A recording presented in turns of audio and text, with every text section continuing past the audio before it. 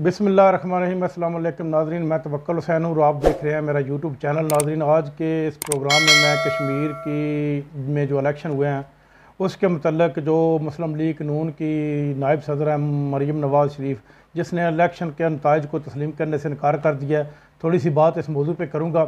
मैं उनसे ये पूछना चाहता हूँ कि आपने किस तरह ये कहा है कि मैं इलेक्शन के नताइज को तस्लीम नहीं करती हूँ, क्योंकि जब 1988 में इलेक्शन हुए थे तो तब भी आपके वालिद नवाज़ शरीफ ने कहा था कि मैं इलेक्शन को नहीं मानता हूं, क्योंकि ये धांधली से बेनज़ीर की हुकूमत बनी। हालांकि पंजाब में हुकूमत नवाज़ शरीफ की बन गई थी। और जब 1993 के इलेक्शन हुए थे तब भी नवाज़ शरीफ ने कहा था कि मैं इलेक्शन के नताइज को तस्लीम नहीं करता हूँ। और जब 2002 में इलेक्शन हुए थे, काफिले की हुकूमत बनी थी, तब भी नवाज़ शरीफ ने यही कहा था कि मैं इलेक्शन के नताइज को तस्लीम नहीं करता हूँ। और जब 2008 में हुकूमत बनी थी पीपल्स पार्टी की, तब भी नवाज़ शरीफ ने कहा था कि वफाक में हमारे साथ धांधली हुई है, जबकि पंजाब में शहबाज शरीफ वज़ीर आला बन गए थे। और जब 2013 में आपकी हुकूमत आई तो फिर आपने कहा कि ये इलेक्शन फेयर है। ये आप मतलब है कि ये क्यों, किस किस्म की सियासत करते हैं? अगर इलेक्शन में धांधली होती तो आप तीसरे नंबर पर ना होते, आप चौथे नंबर से पे भी गिर जाते। पीपल्स पार्टी अपोजिशन में ना आती, क्योंकि पीपल्स पार्टी ने अपनी कारकर्दगी की बुनियाद पर 11 नशिस्तें जीती हैं, जबकि आपको 6 नशिस्तें अपनी कारकर्दगी भी की नाकस कारकर्दगी की बुनियाद पर मिली हैं। और इसलिए आपने कहा है कि ये धांधली हुई है। मैं इस नताइज को नहीं तस्लीम करती।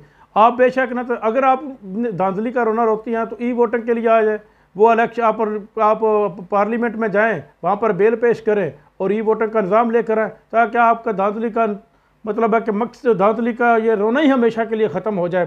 क्योंकि ये हर इलेक्शन में जो भी इलेक्शन होता है जिसमें जौन सी भी पार्टी जीतती है तो जो अपोजिशन होती है वो यही इल्ज़ाम लगाती है कि धांधली हुई है। अब अपोजिशन को चाहिए ना, तमाम जमातें मिलकर हुकूमत का साथ दें और ई वोटिंग का बिल असम्बली में लेकर आएँ और उसको पास कराएँ, ताकि ई वोटिंग के ज़रिए आइंदा धांधली हमेशा के लिए ख़त्म हो जाए।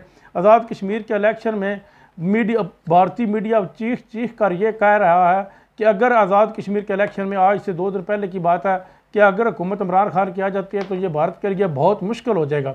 इसका मतलब ये हुआ कि अगर पहले 5 साल हुकूमत मुस्लिम लीग नून की वहाँ पर रही है तो ये भारत के लिए बहुत अच्छा था। इसका मतलब कि वो भारतीय नज़रिए पे काम करती रही है मुस्लिम लीग नून, इसलिए वो और उसको बहुत अच्छा समझती है। और वो जो मकबूजा कश्मीर में मतलब कि हड़तालें वगैरह होती थी, ये जो भी होता था मकबूजा कश्मीर के लोग करते थे, उनका साथ ये आज़ाद कश्मीर के लोग नहीं देते थे, क्योंकि वहाँ पर हुकूमत मुस्लिम लीग नून की थी। और इसीलिए इस हुकूमत को भारत में बहुत मतलब है कि पजीराई मिली है। और अब जब कि मुस्लिम इमरान तरीके इंसाफ की हुकूमत आ गई है और अब वहाँ पर ये उन्होंने चीखना चलाना शुरू कर दिया है कि ये बहुत मुश्किल हो जाएगा।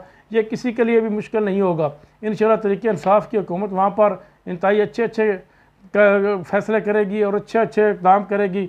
सबसे पहले इनको सेहत कार्ड देगी और उसके अलावा वहाँ पर इंतहाई अच्छा काम करेगी। हालांकि जबकि 3 साल तक वहाँ पर हुकूमत मुस्लिम लीग नून की रही है और वफाक में हुकूमत पाकिस्तान तरीके इंसाफ की रही है, और तरीके इंसाफ ने इसके बावजूद भी आज़ाद कश्मीर की हुकूमत को बेताशा फंड दिया है, जो उन्होंने अपनी ज़ाती जेबों में भरे हैं और अपनी यानी कि मुल्क अपने इस स्टेट में नहीं लगाए। ये एक आज़ाद रीजन है, ये आज़ाद कश्मीर एक आज़ाद रीजन है जहाँ पर किसी की भी हुकूमत आए, चाहे पीपल्स पार्टी की आए, तरीके इंसाफ की आए, चाहे मुस्लिम लीग नून की आए, तो इसकी में हमारे मुखालफों को क्या होना चाहिए, उनको क्या तकलीफ़ है, क्या ये हम मुश्किल में फंस जाएंगे? ये हमारा अपना एरिया है, हमारा अपना इलाका है, यहाँ पर किसी की भी हुकूमत है, ये किसी के लिए मुश्किल नहीं होगी। ये बल्कि इनकी तरक्की, अपनी तरक्की के लिए पाकिस्तान तरीके इंसाफ की हुकूमत इस वक्त आज़ाद कश्मीर में बहुत ज़रूरी थी। अब तक के लिए इतना ही। इंशाअल्लाह अगले प्रोग्राम में आपसे दोबारा मुलाकात होगी। अल्लाह हाफ़िज़।